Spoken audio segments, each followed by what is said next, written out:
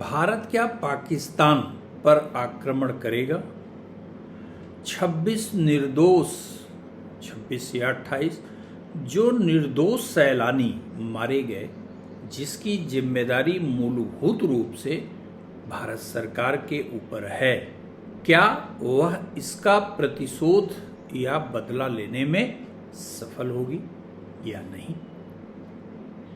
या भविष्य में पुनः इस प्रकार का अमानवीय कृत्य पाकिस्तान कर सकता है निकट भविष्य में? यह हम लोग जानेंगे और यह भी जानेंगे कि क्या भारत जो पाकिस्तान से प्रतिशोध लेने के लिए दृढ़ संकल्पित है, उसमें कितना सफल होगा।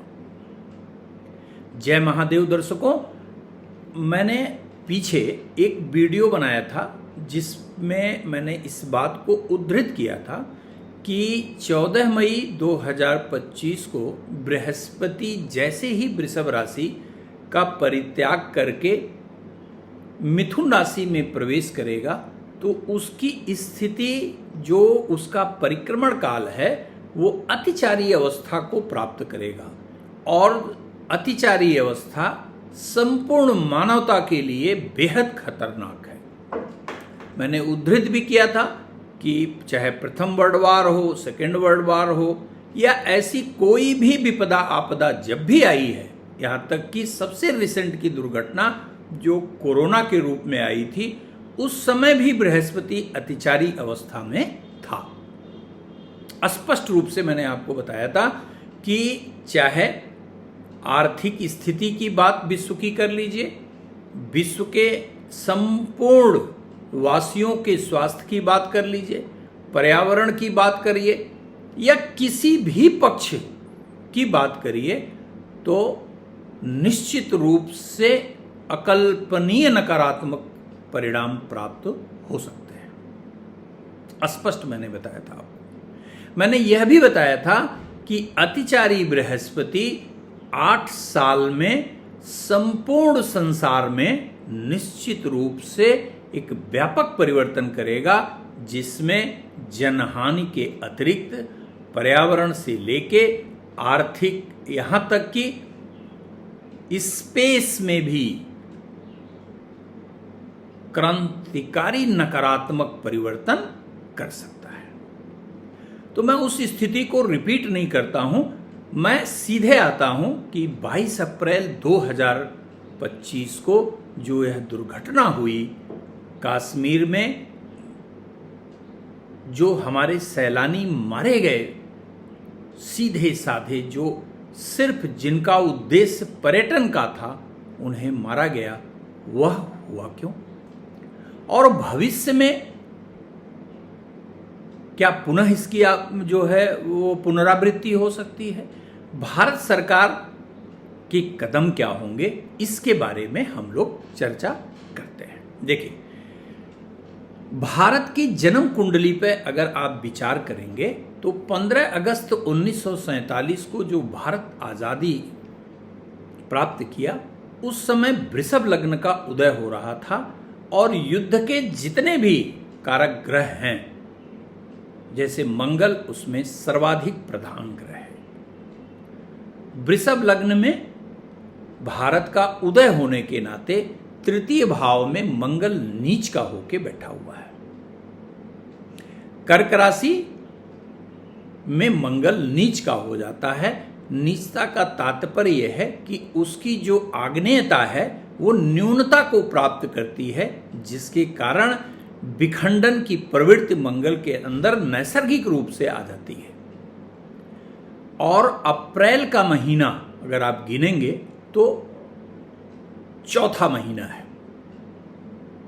इसी के साथ साथ अगर आप 22 तारीख जोड़ेंगे तो 2 धन 2 बराबर 4 आ जाता है, जो मंगल के, और इसी के साथ साथ एक पक्ष और ध्यान रखिएगा कि अप्रैल में 5 मंगल पड़ता है। शास्त्र स्पष्ट रूप से कहता है कि यदि किसी माह में मंगलवार का दिन 5 बार पड़ता है और मंगल अपने मुदिता अवस्था अर्थात प्रसन्न अवस्था में नहीं है या नकारात्मक अवस्था नीच का है, पापाक्रांत है, तो निश्चित रूप से जनहानि की संभावना बनने लगती है।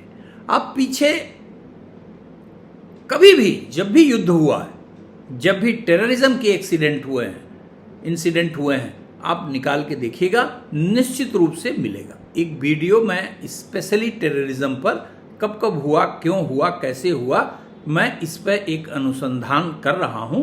जैसे ही पूरा होता है आपके सामने लेके आऊंगा। लेकिन ये ध्यान रखिएगा कि यह जो समय है, ये मंगल की नकारात्मकता, बृहस्पति की दुर्बलता और शनि, अभी आपको ध्यान होगा कि 29 मार्च 2025 को शनि मीन राशि में गोचर कर रहा है और शनि की स्थिति अत्यंत नकारात्मक है क्योंकि वह अत्यंत दुर्बलावस्था में है। शनि मूलतः संपूर्ण विश्व के शांति का प्रतीक है, यह ध्यान रखिएगा।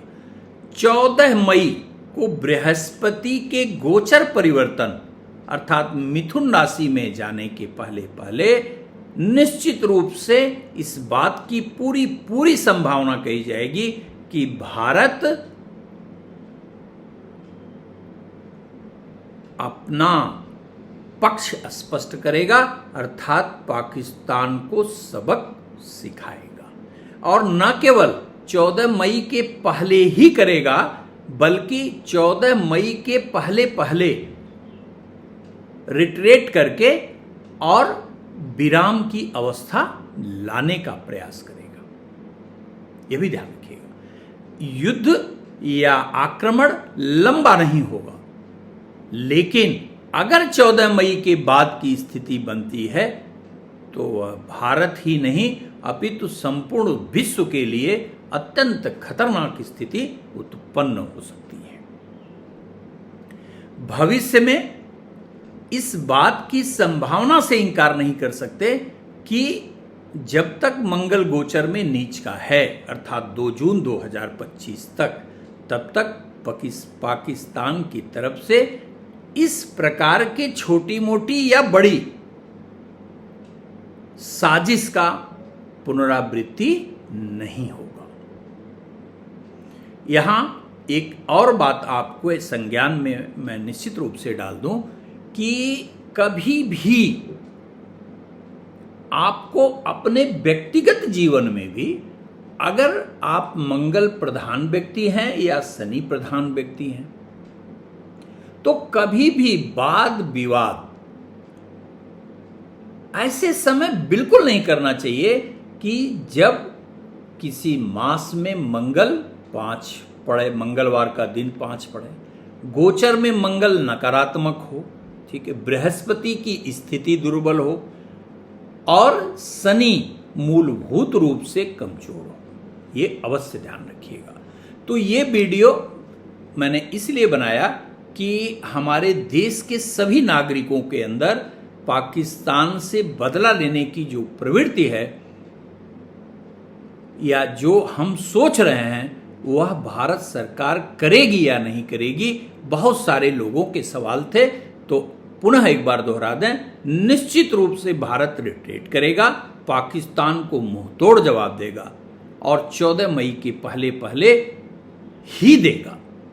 धन्यवाद।